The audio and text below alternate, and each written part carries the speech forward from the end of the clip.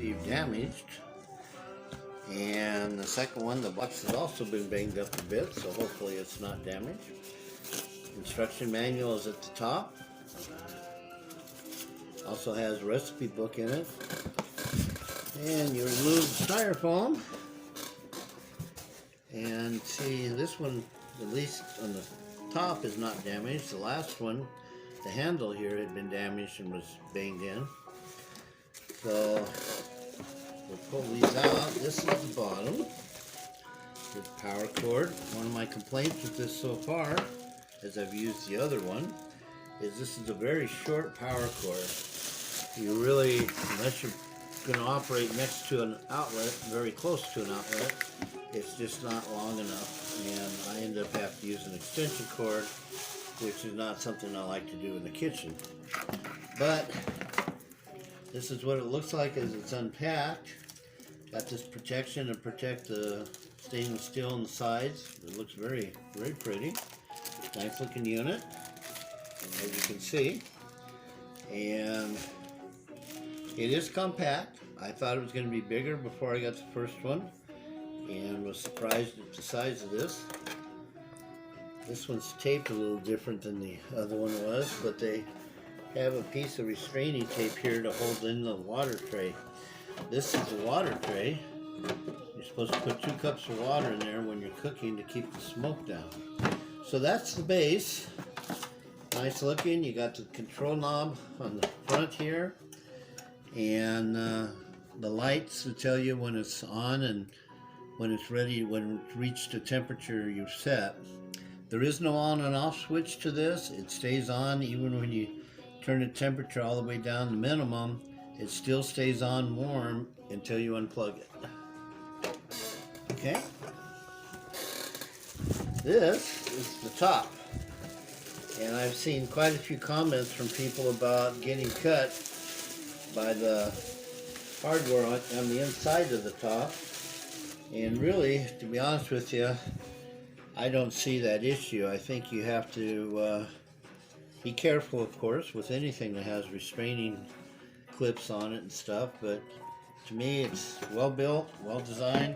Top looks lovely. This one's not damaged. I'm so happy.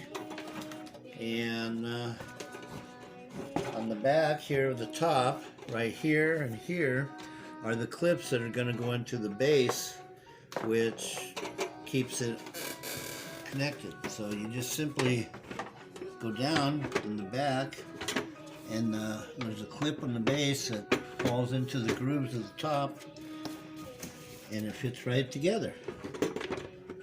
And I didn't like, there we go. And that's how it looks when it's closed. Very easy to put the top on. You can also take the top off, but you leave it on and you open it like that, and as you can see, I've got something behind it that keeps unhooking it here when we're set up for this. But this is how it would normally sit open, and then it closes quite nicely. And this unit I kind of like a little bit better. We'll return the other unit that's damaged. This is the cooking grill, and everything is wrapped up. This has got a non-stick surface to it. I've used the other one 3 or 4 times. The surface is easy to clean, goes in the dishwasher nice. You gotta watch out for all this little styrofoam stuff that got inside where the power outlet is. But this is a simple enough procedure. Plugs in here, sits down there, we're done. It's ready to use. So here's our grill, the Hamilton Beach Sear Grill. It's all assembled, ready to use. This is the one I had already used, kind of a trial. It's a little bit, needs cleaned, put in the dishwasher. Everything cleans in the dishwasher and it cleans up real nice. This is the grill tray, of course. Plugs in back there. I rinsed this one off. I made some sausage on it this morning. Rinsed it off in the sink. I didn't run it through the dishwasher, but it's clean. Cleans very easily. On the bottom here is the water tray, and you see I've already put some water in there. Could put more in, but it just slides in and out like that. All the grease goes into the water. The water keeps the grease cool so it doesn't smoke, and you're ready to go. Grill goes back in like that. You see the bottom here plugs into the holes here, and a little notch over here to hold it in place. We're done. Then you just turn it on and wait for it to reach temperature. We plugged it in now, and as you see, once it's plugged in, the lights come on. Red light to show you that it's got power. Green light says it's ready because it's on minimum temperature right now. I'm going to turn this up to sear, and we'll wait for the green light to come on. It'll take about 3 to 5 minutes. The green light will come on and tell me it's up to full temperature. Full temperature is supposed to be 450 degrees, and I hadn't checked that yet, and I think we're going to try to check that today as we get ready to sear this. One of my issues is the hotter the temperature, the better the sear, and I really want to get a good sear for steaks. And I did hamburgers and brats on this and did great on both of them and seared them very nicely. This is the one I've already used, so it's a little bit spotted, but the damage in shipping is right here in the handle, and the rest of it seems to be fine and functional. But buying something new, I don't want it damaged like that, so they shipped me a new one. Amazon did, no questions asked. I'm very happy with the new one, and we'll finish our demonstration with this one and then return it. We'll wait for this to get up to temperature. Okay, so we are up to temperature now. You can see the green light over here. That tells us that we've reached our temperature, and our temperature is at sear, so we're going to be searing. What I'm going to sear right now is I've got some teriyaki chicken, and we're going to give that a shot. So it's got teriyaki marinade it's been sitting in, and we'll see how this looks. I'm only going to do 2 pieces of chicken. As you can see, this is the size of the grill, and for 1 to 2 people, I think this is really adequate. To cook everything for a family of 4, you're probably going to have to use 2 cycles. I could probably get 4 pieces on here crowded in. It wouldn't be a problem with the chicken, but imagine steaks. You can't really see more than 2 steaks, at least man-sized steaks. Close the lid.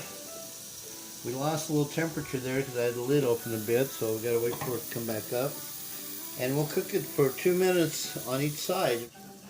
Okay, we're gonna flip our chicken over. It's been 2 minutes, and you see that this is advertised as a smokeless grill, and there is no smoke coming out. And look at the nice char that's on this chicken. Now, of course, I had it marinade, so the marinade is part of that char, but that's beautiful. I love that, because when you're having teriyaki chicken, the char part is what really brings out the flavor. We'll let that cook on 2 minutes the other side. Notice there's no smoke.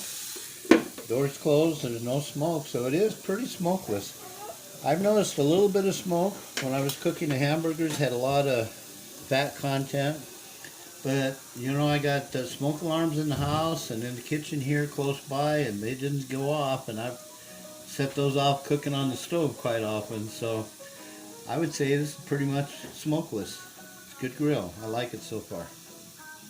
So here we are now. We've cooked it on the second side, and it's up to temperature. The meat is right temperature. This is chicken, so one of the ways of checking that is make sure the juices run clear.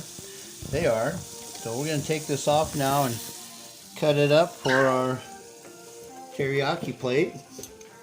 This is how the grill looks afterwards, and it's still not smoking. This is the water tray, and you see all the grease came down into the water tray, and that's where that accumulated.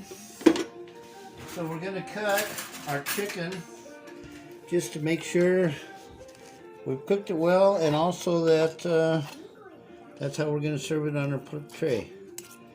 And look at that chicken. It is really, really juicy inside. Wow, look at that.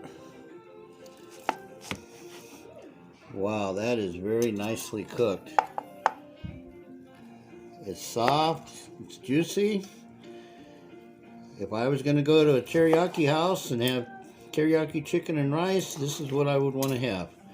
It looks great.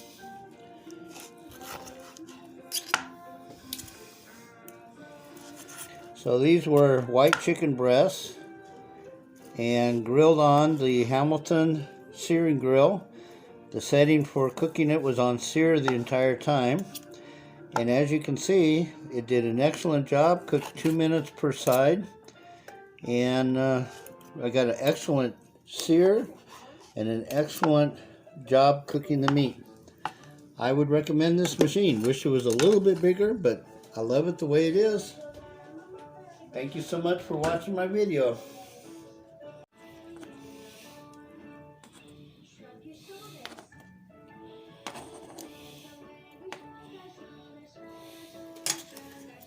And we top it off with a little extra teriyaki.